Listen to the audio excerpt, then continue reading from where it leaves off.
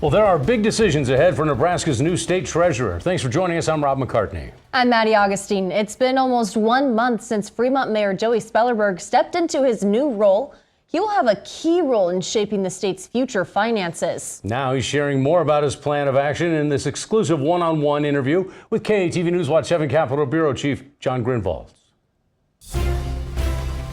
I look forward to getting out to Nebraska and hearing from them on what their priorities are. My goal as treasurer is going to be to serve. There and back again. The story of Joey Spellerberg's life so far.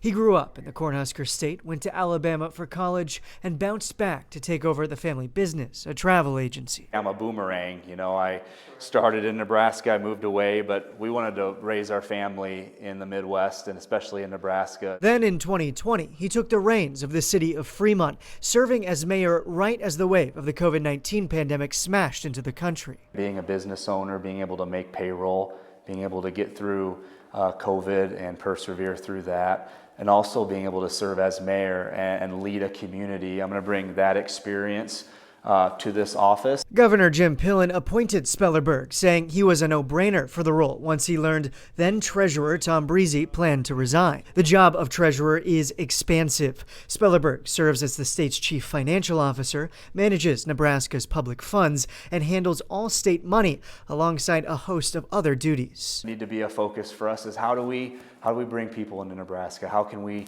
bring new business in? Spellerberg also hoping to expand the role's educational impact. One of the things I'd like to do is help with financial literacy throughout Nebraska. You know, the value of compound interest. Albert Einstein said that was the eighth wonder of the world. Spellerberg will have a key role in shaping the state's future finances and says the $471 million budget deficit will be a major hurdle for the legislature.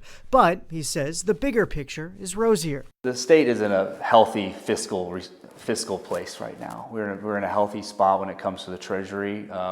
Treasurer Breezy said we're not broke, and we're not. We have a good cash reserve in a lot of areas. Spellerberg says he plans to run next year. Reporting for KATV News Watch 7, I'm John Grinvalds.